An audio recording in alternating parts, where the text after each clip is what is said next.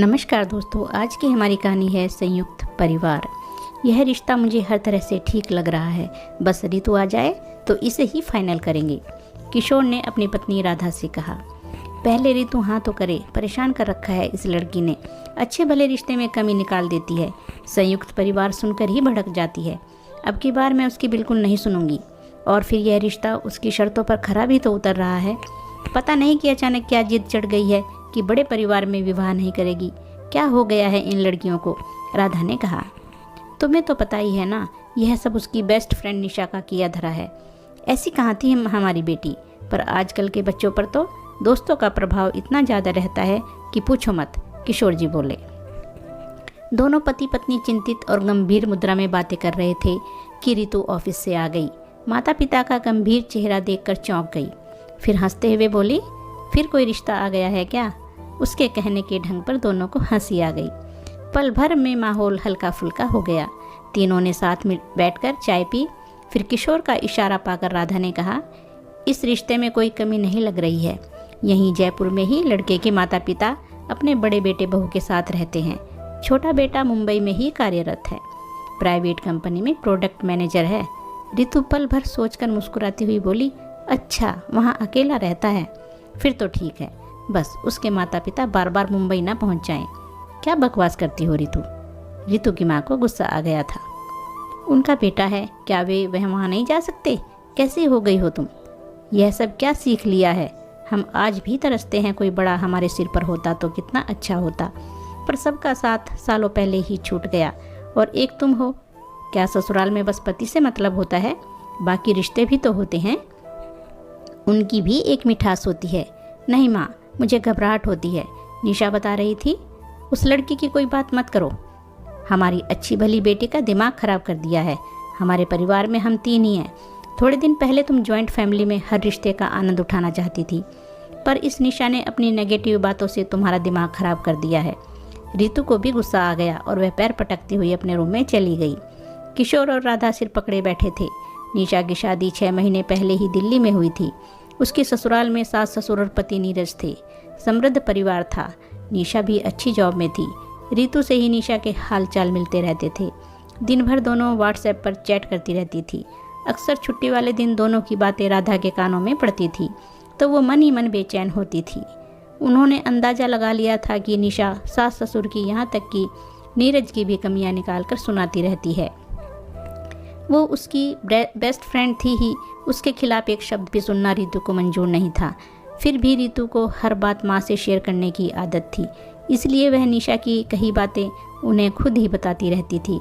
कभी ऋतु कहती, आज निशा का मूड खराब है मम्मी, उसे नीरज ने मॉर्निंग वॉक के लिए उठा दिया। उसे सोना था और बेचारी के सिर में भी दर्द था, अपनी मर्जी से सो भी नहीं सकती। एक दिन ऋतु ने बताया कि निशा की सास हेल्थ पर बहुत ध्यान देती है, उसे वो ही बोरिंग टिफ़िन खाना पड़ता है रोज़ ऑफिस में जो उसकी सास देती है। राधा ने पूछा, उसकी सास ही टिफ़िन बनाती है? हाँ, निशा ऑफिस जाती है ना, तो सास ही अपनी निगरानी में ही सब खाना तैयार करवाती है अपनी मेड से। यह तो बहुत अच्छी बात है, निशा को खुश होना चाहिए, इसमें शिकायत की क्या बात है? क्या खुश होगी बेचारी, उसे वह टिफ़िन अच्छा नहीं लगता, वह किसी और को खिला देती है और अपने लिए कुछ मनचाहा ऑर्डर करती है। इसमें बेचारी की क्या बात है? उसकी सास हेल्दी खाना बनवाकर क्या गलत कर रही है? अब ऋतु को गुस्सा आ गया। आप उसकी परेशानी क्यों नहीं समझती हैं? कोई परेशानी नहीं है, बेकार के किस्से सुनाकर तुम्हारा टाइम और दिमाग दोनों खराब कर रही है वह। मम्मी के डांटने पर 2 दिन तो ऋतु चुप रही, फिर आदतन तीसरे दिन ही शुरू हो गई। नीरज के सारे रिश्तेदार दिल्ली में ही रहते हैं। कभी किसी के यहाँ कोई फंक्शन होता है तो कभी किसी के यहाँ, पता नहीं कितने तो रिश्ते के देवर और नंदे हैं जो छुट्टी वाले दिन टाइम पास के प्रोग्राम बनाते रहते हैं। निशा थक जाती है बेचारी। राधा ने अब कोई प्रतिक्रिया नहीं दी। निशा की बातें सुन सुनकर थक गई थी। ऋतु की सोच बिल्कुल बदल गई थी। अच्छी खासी स्नेहमयी मानसिकता की जगह नकारात्मकता ने ले ली थी। कुछ दिन बाद ऋतु ने के उसी रिश्ते की बात को आगे बढ़ाया गया। ऋतु और रजत मिले, दोनों ने एक दूसरे को पसंद किया, सब कुछ तय कर दिया गया। रजत मुंबई में अकेले रह रहा था, इसलिए उसके माता पिता को विवाह की जल्दी थी। विवाह अच्छी तरह से संपन्न हो गया था। निशा भी नीरज के साथ आई थी। वह ऋतु से कह रही थी, तुम्हारी तो मौज हो गई रितु, सबसे दूर अकेले पति के साथ रहोगी। काश मुझे भी यही लाइफ मिलती, पर वहाँ तो मेला ही लगा रहता है। इस बात को सुनकर रितु की माँ को गुस्सा आ गया था। सब रस्में संपन्न होने के बाद हफ्ते भर बाद रितु रजत मुंबई जाने की तैयारी कर रहे थे। रितु के ऑफिस की ब्रांच मुंबई में ही थी। उसकी योग्यता को देखते हुए उसका ट्रांसफ़र मुंबई ब्रांच में कर दिया गया। रजत का भाई पंकज, भाभी रीना और 3 साल का भतीजा चिंटू और प्यार लुटाते सास ससुर सबके साथ रितु का समय बहुत अच्छा बीता था। बीच बीच में निशा भी निर्देश देती रहती थी, मुंबई आने के लिए कहने की फॉर्मेलिटी में मत पड़ना, नहीं तो वहाँ सब डट जाएंगे आकर। भरपूर स्नेह और आशीर्वाद के साथ दोनों परिवार रितु और रजत को एयरपोर्ट तक छोड़ने आए। रितु ने मुंबई पहुंचकर रजत के साथ नया जीवन शुरू कर दिया। रजत के साथ ने उसका जीवन खुशियों से भर दिया। दोनों सुबह निकलते, रात को आते। वीकेंड में ही दोनों को थोड़ी राहत मिलती। सुबह सुनीता बाई आकर घर का सारा काम कर जाती। रितु फटाफट किचन का काम देखते हुए तैयार होती है। 2 जनों का काम ज़्यादा ही नहीं था, पर रात को लौटकर किचन में जाकर अखर जाता था। रजत ने कई बार कहा भी था कि डिनर के लिए भी किसी बाई को रख लेते हैं, पर हमारा कोई आने का टाइम नहीं था और ना ही किसी को घर की चाबी देना सेफ है। कोई नहीं, चलो ठीक है, मिलकर हम कुछ कर लिया करेंगे। रितु की निशा से अब लगातार चैट चलती रहती थी। निशा उसके आज़ाद जीवन पर आहें भरती थी। 5 महीने बीत रहे थे। रजत को हफ्ते की ट्रेनिंग के लिए सिंगापुर भेजा जा रहा था। उसने कहा, तुम अकेली कैसे रहोगी? जयपुर से माता पिताजी को बुला लेते हैं।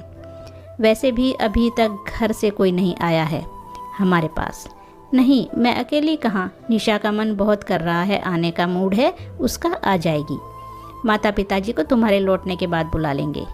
रितु ने अपनी तरफ से बात टालने की कोशिश की तो रजत मान गया।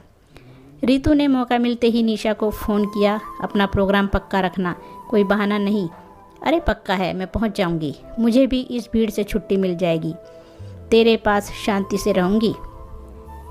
जिस दिन रजत गया उसी दिन शाम तक निशा भी मुंबई पहुंच गई। दोनों सहेली गले मिलते हुए चहक उठी थी। बातें ख़त्म होने का नाम ही नहीं ले रही थी। देर रात तक निशा के किस्से चलते रहे। सास ससुर की बातें, देवर ननंद में हंसी मजाक के किस्से, रिश्तेदारों के फंक्शन के किस्से। अगले दिन रितु ने छुट्टी ले रखी थी। दोनों खूब घूमी, मूवी देखी, शॉपिंग की, रात को ही घर वापस आई। निशा ने कहा, ऐसा लग रहा है कि मैं दूसरी दुनिया में आ गई हूँ। तेरे घर में कितनी शांति है रितु, दिल खुश हो गया यहाँ आकर। रितु मुस्कुरा दी। अब सो जाती हूँ, कल ऑफिस जाऊँगी, शाम को जल्दी आऊँगी। सुबह मेड आकर सब काम कर देगी। अपने टिफ़िन के साथ तेरा खाना भी बनवा कर रख दूँगी। आराम से उठना कल। रितु ऑफिस चली गई। 12 बजे निशा का फ़ोन आया। रितु, क्या बताऊँ, मज़ा आ गया, अभी सोकर उठी हूँ। कितनी शांति है तेरे घर में, कोई आवाज़ नहीं, कुछ शोर नहीं। थोड़ी देर बाद बातें करने के बाद रितु ने फ़ोन काट दिया। रितु अपनी माँ को भी निशा के आने का प्रोग्राम बता चुकी थी। राधा ने कहा, कितने अच्छे लोग हैं, बहू को आराम से हफ्ते भर के लिए फ्रेंड से मिलने भेज रखा है, फिर भी निशा कदर नहीं करती उनकी। निशा ने आराम से फ्रेश होकर खाना खाया, टीवी देखा, फिर सो गई।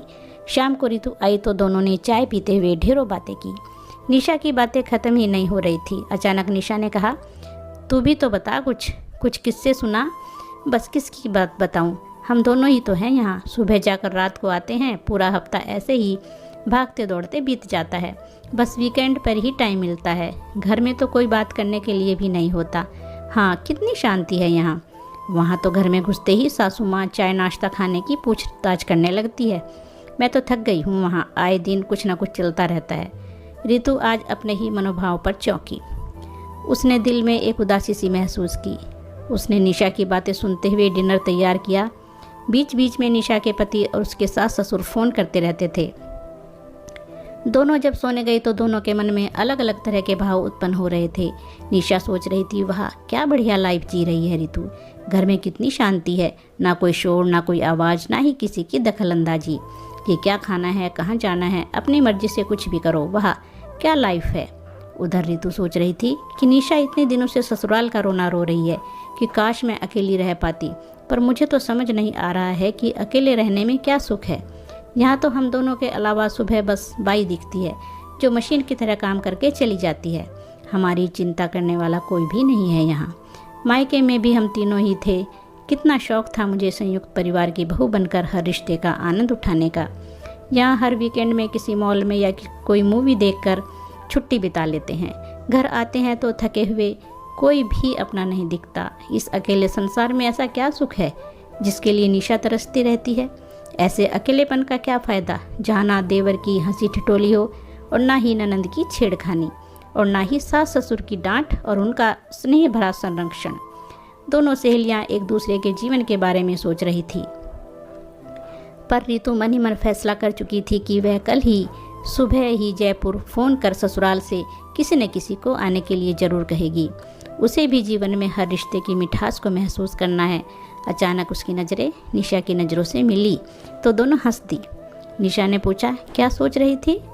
तुम्हारे बारे में। और तुम? मैं तुम्हारे बारे में। और फिर दोनों हंस पड़ी। पर रितु की हंसी में जो रहस्य भरी खनक थी वो निशा की समझ से परे थी। दोस्तों, अगर कहानी अच्छी लगी है तो लाइक और शेयर कीजिए और चैनल पर नए हैं तो चैनल को सब्सक्राइब कीजिए। धन्यवाद दोस्तों।